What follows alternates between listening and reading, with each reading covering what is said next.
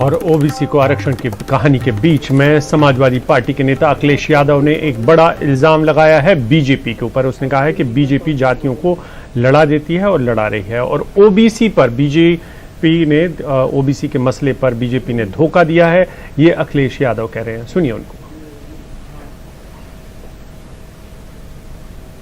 को आप विपक्ष भी समर्थन दे रहा है, लेकिन क्रेडिट की होड़ मची हुई है, सरकार होल्ड क्रेडिट। देखिए, सवाल ये है कि जब कॉन्स्टिट्यूशनल अमेंडमेंट बिल आ रहा है और जहां ओबीसी को स्टेटों को अधिकार मिल रहा है कि पिछड़ी जातियों को, अति पिछड़ी जातियों को शामिल कर सकते हैं, वहीं जो सबसे पुरानी मांग है पिछड़ों की, और ज़्यादातर पॉलिटिकल पार्टी इस बात की मांग कर रहे हैं कि जो कोटा है 50% का, उसकी सीमा बढ़ाई जाए। साथ ही साथ, क्योंकि अक्सर ये कन्फ्यूज़न है जातियों के बीच में, और इसमें बीजेपी काम करती है, जातियों को लड़ा देती है। उत्तर प्रदेश में इतने करीब से देखा है कि कभी इन्होंने कहा कि कुर्मी ज़्यादा हैं, कभी कहा कि लोध ज़्यादा है, कभी कहा निषाद ज़्यादा हैं, यादवों की आबादी नहीं है, प्रजापति इतने हैं, राठौर इतने हैं, मल्ला, निषाद, बाथम इतने हैं। तो कम से कम ये जानकारी हो कि कौन जाति कितनी है, आबादी की संख्या पता तो हो। इसलिए हम चाहते हैं कास्ट सेंसस।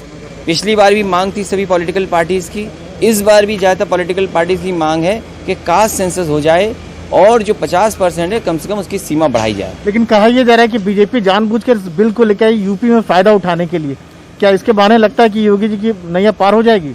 देखिए, भारतीय जनता पार्टी की कोशिश यही रहती है, आज तक उनके जो भी फैसले हुए हैं, नोटबंदी का फैसला हुआ, क्या उससे भ्रष्टाचार खत्म हो गया? क्या नोटबंदी के बाद कालाधन वापस आ गया? क्या जीएसटी लागू हो जाने के बाद, इतने संशोधन हो जाने के बाद क्या व्यापार बढ़ गया?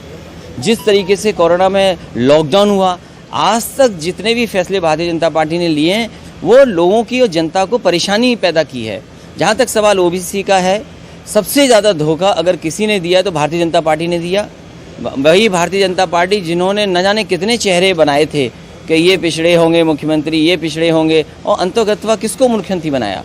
और आज उत्तर प्रदेश का जहाँ तक सवाल है, 69,000 शिक्षक इस बात की मांग कर रहे हैं कि उनके आरक्षण को लेकर के सही तरीके से नियम के तहत उनको नौकरी मिल जाए, आरक्षण लागू हो जाए।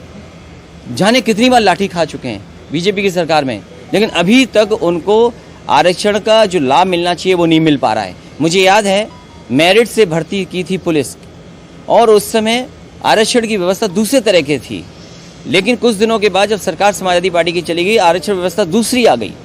तो उसमें 1700 जो पुलिस में भर्ती हो गए थे, वो जनरल कैटेगरी में भर्ती हो गए थे। उनको जब नीचे लाया गया पिछड़े और दलित में, तो उनकी नौकरी 1700 नौजवानों की नौकरी चली गई। तो आखिरकार भारतीय जनता पार्टी कैसे बताएगी कि ये आरक्षण के पक्ष में सबसे ज़्यादा पिछड़ों को, दलितों को धोखा अगर किसी ने दिया है तो भारतीय जनता पार्टी ने दिया है, और भारतीय जनता पार्टी कभी हितैषी पिछड़ों की नहीं हो सकती। यूपी में क्या होगा? यूपी में जैसे ब्राह्मण की बात करें तो योगी सरकार भी, आप भी जो है, बसपा भी, सब लोग ब्राह्मण का नाम ले रहे हैं। समाजवादी पार्टी सभी का सम्मेलन कर रही है, और वो केवल ब्राह्मण सम्मेलन नहीं था, ब्राह्मण सम्मेलन ज़रूर था, लेकिन कोशिश ये थी कि जो हम सब समाज में रहते हैं उन सबको एक साथ लाया जाए, वो एक जोड़ा जाए, उनके बीच में कहीं किसी तरह की कोई नफरत ना हो। ये हमारा ब्राह्मण सम्मेलन था। एक अंतिम सवाल के, चंद्रशेखर भी, जयंत भी, क्या सब लोग मिलकर आप लोग चुनाव लड़ेंगे और क्या नतीजा रहेंगे? देखिए, अभी कुछ कह पाना मुश्किल है, लेकिन समाजवादी पार्टी का बहुत सारे छोटे दलों के साथ गठबंधन है और आगे भी रहेगा।